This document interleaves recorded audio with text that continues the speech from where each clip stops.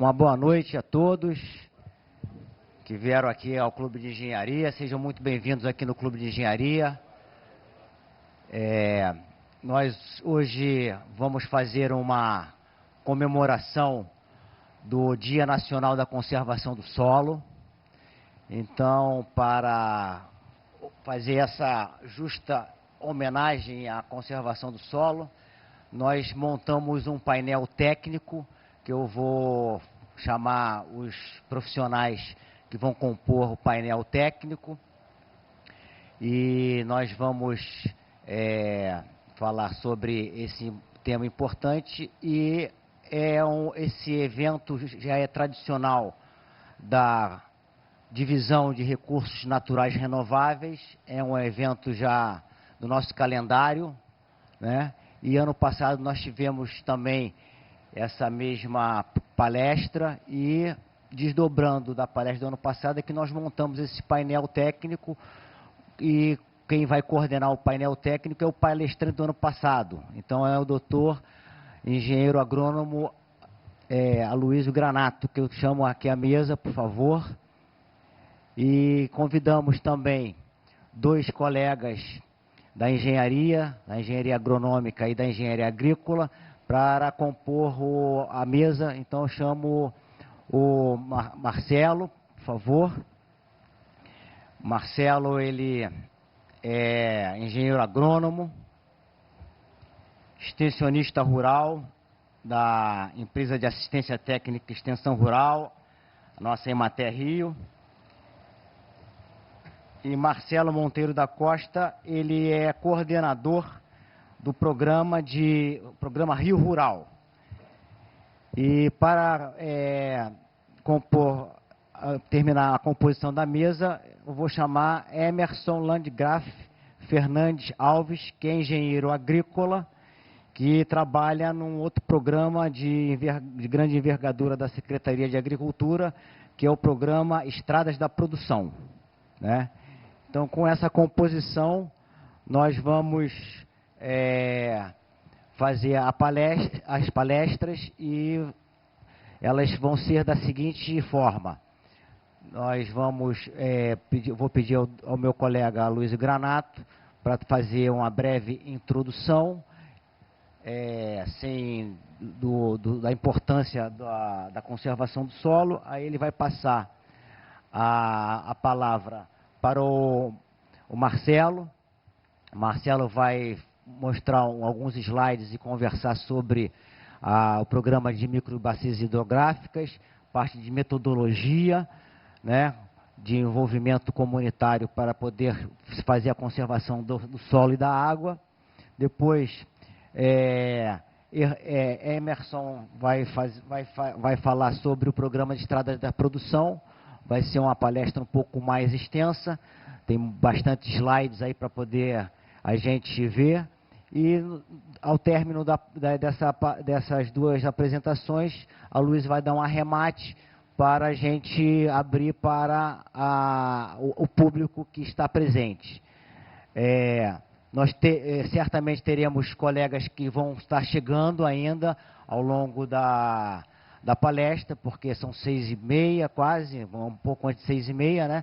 Então o pessoal deve estar chegando, e também estamos transmitindo a nossa atividade aqui através da Web TV, que sai para várias pessoas, acessam seus computadores em casa e acompanham a palestra. No final, nós temos alguns DVDs que foram gravados ano passado, quando o Aloysio fez uma palestra de 2 horas. Nós temos o DVD gravado aqui, e também temos uma revista aqui que tem um artigo sobre manejo e conservação, um manejo contra a erosão. Então, no final do evento, nós vamos ainda brindar aos participantes desses documentos aqui, importantes aqui, o DVD e a revista. Então, mais uma vez, eu agradeço a presença de todos, e passo a palavra aqui para o meu colega à minha direita, Aloysio Granato.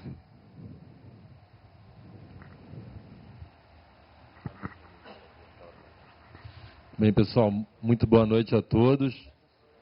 Eu queria agradecer novamente o convite aqui do Clube de Engenharia.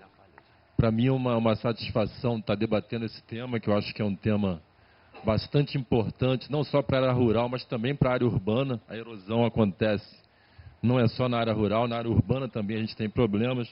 Então, só para reforçar o convite, o que o colega Leonel deseja, eu acho que para esse evento, que a gente dá um foco mais na questão do controle da erosão e a questão das estradas rurais, né? Principalmente como a gente pode conciliar isso, né? Que realmente, às vezes, a estrada pode ser um detonador de processos erosivos e, ao mesmo tempo, se a gente consegue ter essas áreas bem conservadas, ela pode ser também um captador de água. Então, nesse sentido, eu não vou entrar aqui em detalhes, né? Mas a gente pegando um foco aqui no estado do Rio de Janeiro, a gente tem aí toda uma exploração que vem desde a época aí do pau-brasil e práticas agrícolas inadequadas, né, como, por exemplo, a aração morro abaixo. Aqui, por exemplo, essa foto mostrando o município de Pati do Alferes, onde apenas uma chuva foi capaz de arrastar toneladas de solo em função de uma aração morro abaixo. E se a gente olhar o estado do Rio de Janeiro, desde a época do descobrimento, ele era praticamente todo coberto pela Mata Atlântica. Com o decorrer do tempo, isso aí foi reduzindo e hoje em dia as áreas mais que preservam mais remanescentes são as áreas de difícil acesso. Já que a gente vai falar sobre erosão, é importante a gente lembrar um pouquinho o que realmente é esse processo, né? Que começa lá desde o impacto da gota de chuva e vai parar lá no rio, né? Destruindo, arrastando o solo e outros, desde o processo de desagregação, transporte até a deposição final. E aí a gente tem várias formas, desde áreas de pastagens degradadas, vossorocas, ravinas, né? Áreas de ravinas profundas, de deslizamentos, como aconteceu o grande acidente na região serrana. São mais de 1.000, não sei esse número exato, mas existe um levantamento feito por colegas da PUC, que indicam aí uma quantidade bastante significativa de áreas degradadas somente nessa região. Eu costumo dizer que não é só chuva que causa erosão, né? Molhamento também causa erosão, não chamo de irrigação, porque isso aqui é um molhamento, onde a gente coloca água em quantidade inadequada, com sistema inadequado, a gente vai ter escoamento superficial. E aí esse é um quadro que, infelizmente, a gente não precisa andar muito para observar. Práticas agrícolas inadequadas acontecendo muito próximo daqui. Isso aqui foi uma foto tirada aqui no município de Piraí. E se a gente dando um foco na questão da estrada, como eu reforcei no início, a estrada, na verdade, uma vez que o colega vai poder explicar isso melhor, mas uma vez, principalmente estradas pavimentadas, né, você acaba tendo ali uma área de grande captação de água, e se você não tem um sistema de drenagem adequado, você começa a comprometer o próprio leito da estrada e acaba comprometendo também o sítio do João, do José, ou seja, de qualquer sitiante ou fazendeiro que está situado nas margens dessa estrada. Isso aqui, por exemplo, são erosões fruto dessa concentração de água de drenagem de estradas. Isso aqui também é uma foto da região de interior de São Paulo, exatamente o descarrego da água da estrada causou esse processo erosivo aí. E onde vai parar tudo isso, né? Tudo isso, pegando um exemplo aqui da bacia do Rio Paraíba do Sul, esses sedimentos todos vão causar aí um assoreamento, um aumento dessa turbidez que causa vários problemas, desde enchentes até mesmo também aumentando o custo de tratamento de água e diminuindo também o potencial de produção de energias, no caso, energias hidrelétricas. E o que a gente quer com conhecimento, né, Programa Rio Rural, práticas conservacionistas, a gente quer transformar quadros de bacias totalmente degradadas em bacias planejadas, com aplicação de técnicas de conservação de solo. E se a gente reportar de onde vem essa preocupação é muito antiga. Começou já desde a época de Dom João, onde a gente teve aqui, posteriormente, o trabalho do Major Archer, realizando um grande projeto, primeiro projeto de conservação de solo e recuperação, que hoje em dia é essa maravilha aí, que é o Parque Nacional da Tijuca. Não vou entrar em detalhes, né, dos princípios da conservação, das etapas da erosão, mas a gente sempre ilustra que a etapa inicial de qualquer processo de conservação é o planejamento, né? E para isso, a pedologia, o solo como elemento de parcelar essa paisagem, é sempre um elemento essencial para isso, né? Se a gente respeitar, por exemplo, o caso do Estado do Rio, somente analisando a sua declividade, suas áreas que poderiam receber alguma mecanização, a gente olha que, na verdade, a maior parte do Estado do Rio de Janeiro, ele não possui uma certa aptidão para essa mecanização, ou seja, são áreas de relevo bastante acentuado, né, que precisam de práticas que mobilizem muito pouco esse solo para não agravar o processo erosivo. E aí nada mais do que a gente também analisar a microbacia ou a bacia hidrográfica como essa grande unidade de planejamento.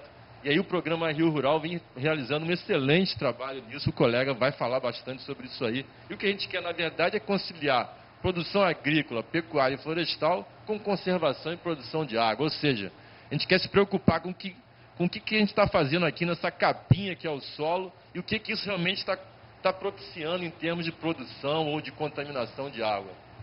E para isso, além da gente pensar na escala de microbacia, a gente tem que chegar em nível de propriedade. Seja lá na propriedade do pequeno agricultor, né, até do agronegócio. Cada pedaço de terra tem que ter seu planejamento e respeitando aí a divisão das glebas, separando aquelas áreas que têm aptidão daquelas que têm alta fragilidade e devem ser preservadas ou recuperadas.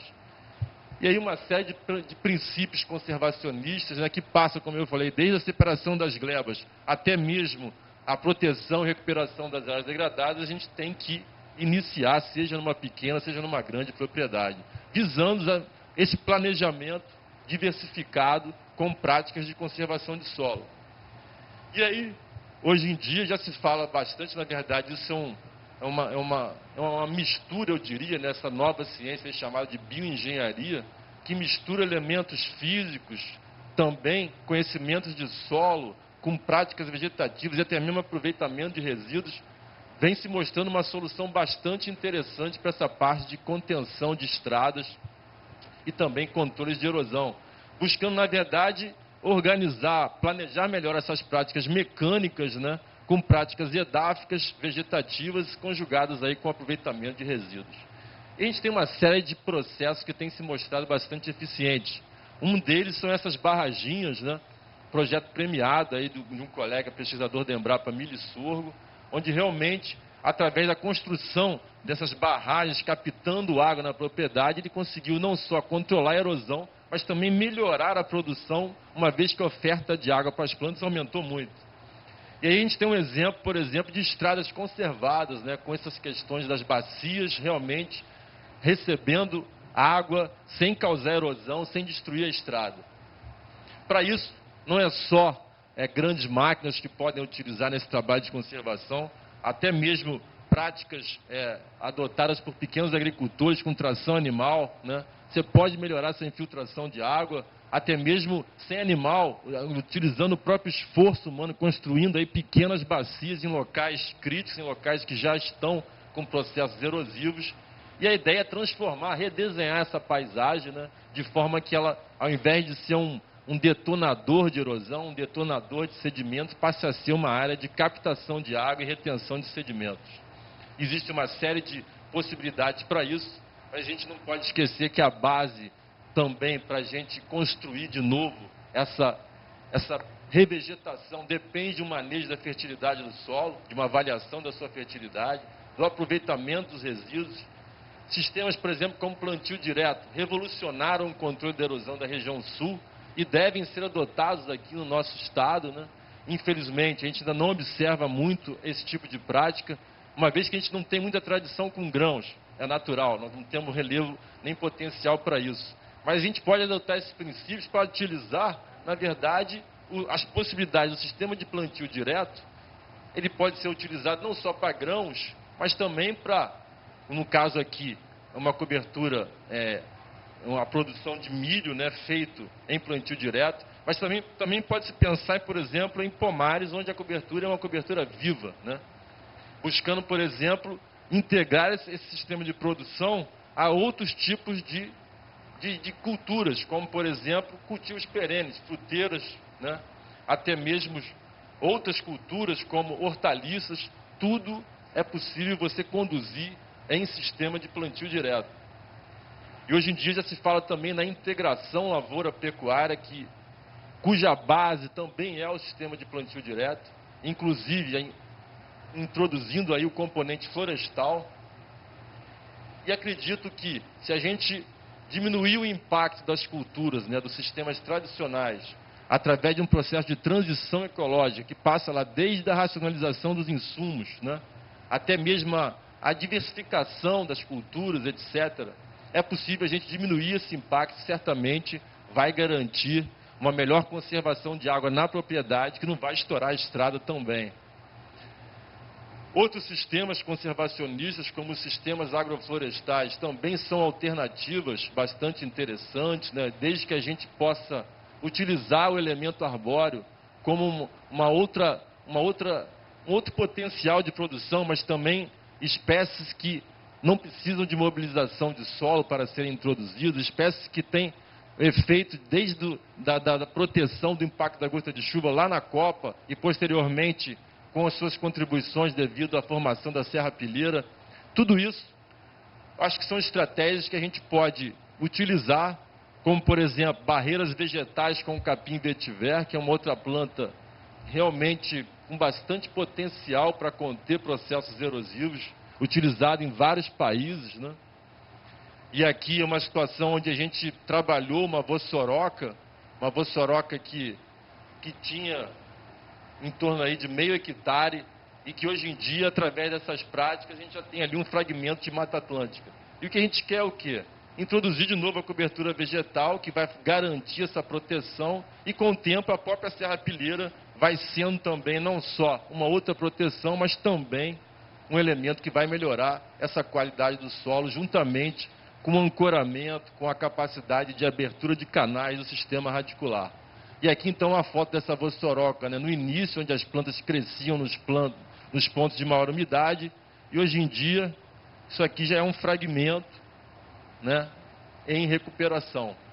Outras situações de recuperação podem ser utilizadas, como, por exemplo, o aproveitamento de resíduos. No caso aqui, o lodo de esgoto é um material que tem potencial, tem nutrientes para nutrir as plantas, para melhorar a capacidade de retenção de água do solo. Aqui foi um trabalho feito aqui numa cava de extração de material terroso aqui no aeroporto do Galeão, onde no final do trabalho a gente teve que quase que abrir uma roçada aqui para poder entrar nessa área. Essa área tinha problemas, inclusive, de alagamento. Situações como essa já são de mais difícil controle, como esses taludes de corte, muito comuns em estradas, né? E o que a gente observa ainda, que são as práticas tradicionais de engenharia para essas situações, são a aplicação de biomanta ou hidrossemeadura. E a gente já começou a identificar outras oportunidades, né, de misturando técnicas que podem melhorar muito a revegetação e a estabilidade dessas áreas aí. Então isso aqui foi um trabalho feito nessa situação chamado Morro do Radar, onde a nossa preocupação foi trabalhar essa água desde lá de cima do morro, né, com o mesmo princípio da área rural, mas aqui é também aplicado numa área urbana, onde a ideia era diminuir a força da enxurrada e conduzi-las para pontos onde ela, ao invés de ela ser um agente erosivo, ela passasse a armazenar água e favorecer, então, o processo de revegetação.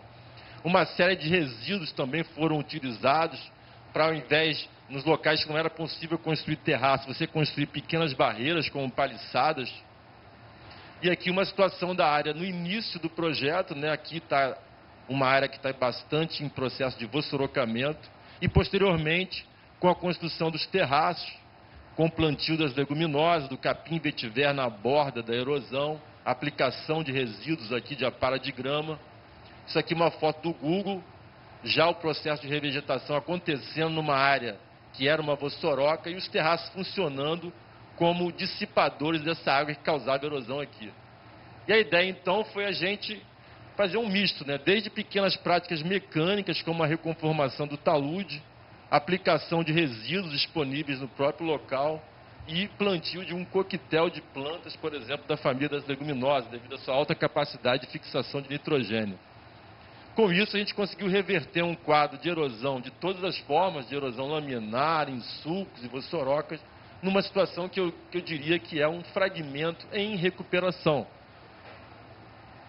E para isso, então, pessoal, Eu, como o colega Leonel já ilustrou, esse material está disponível aí, o Clube de Engenharia filmou, né? O que eu defendo não é uma técnica A ou B, cada situação merece, não existe uma receita de bolo. O que a gente defende é que é possível você aplicar as melhores tecnologias em função de cada situação. Lembrando sempre da importância da gente fazer esse trabalho chegar até, né, desde o nível escolar até mesmo as pessoas que decidem lá. Então a gente tem observado que cartilhas, né, são uma forma bastante interessante da gente convencer. Muitas das vezes a criança é capaz de convencer mais fácil o seu pai de mudar uma tecnologia do que a gente, enquanto técnico, chegando lá e aplicando o nosso conhecimento. O programa Produtor de Águas tem se mostrado uma alternativa interessante para aumentar, né, a aplicação dessas práticas conservacionistas. Lembrando aqui um caso, por exemplo, no Paraná, onde começaram a se achar que a retirada dos terraços, já que a gente fazia plantio direto, não era mais necessário fazer os terraços. E aí começou a se observar vários problemas erosivos, inclusive complicando a situação de muitas estradas. Isso aqui é o quadro assustador que a região serrana ficou logo após o desastre, né? E eu espero que a gente possa aprender um pouco. Por exemplo, a gente vê aqui nesse escorregamento que somente a vegetação mais rasteira, né? Aqui a parte de pastagem desceu. E essa espécie aqui resistiu bravamente a essa situação. Acho que era isso. Eu passo a palavra então para os colegas. Muito obrigado. Bom, então com essa introdução, né, do Aloysio Granato, a gente vai pedir ao Marcelo para fazer a exposição do programa, que ele é coordenador. Esse programa é um programa estruturante da Secretaria de Agricultura. Ele é financiado pelo Banco Mundial. Esse programa começou aqui no Brasil, no estado de Santa Catarina, não é isso? E já estamos no segundo módulo aqui do Rio de Janeiro, não é? Estamos indo para a terceira fase. Aí já estamos indo para a terceira fase aqui no Rio de Janeiro e tem bastante trabalho, bastante técnicos envolvidos. É um programa estruturante, como eu falei. Eu gostaria de convidar o Ricardo Pereira, que é engenheiro florestal. Vai ficar aí? Você vê melhor daí, né? Ricardo Pereira, engenheiro florestal, e junto com a colega nossa, Uyara, trabalhamos na divisão de recursos naturais renováveis. Aproveitando essa falação aqui do nosso colega engenheiro florestal, eu gostaria de divulgar um evento que vai ocorrer na quinta-feira que vem, na Firjan, que vai falar sobre o setor madeireiro no Rio de Janeiro, seus problemas, seus desafios. As pessoas que quiserem participar, entrar no site da Firjan e confirmar a sua presença. Então vai ser na Firjan, de 13h30 até as 18 horas, quinta-feira da semana que vem. Por favor, Ricardo, eu ia passar um e-mail, então já estou pedindo para você anotar lá, que é importante a sua presença lá. Já está escrito, né? Então está ótimo. Tá bom. Boa noite. Queria agradecer, né, o convite para participar aqui do evento e poder trazer algumas experiências que a gente tem passado aí no programa Rio Rural e que, como desde a primeira conversa com o Leonel, né, dando um foco em conservação do solo. Eu sou agrônomo formado aqui na Rural e sou da Emater e hoje estou lá na equipe da coordenação do programa Rio Rural. Eu sou responsável pela área lá de monitoramento e gestão da informação. Como o Leonel colocou também, inicialmente é um programa que já está indo para a terceira fase.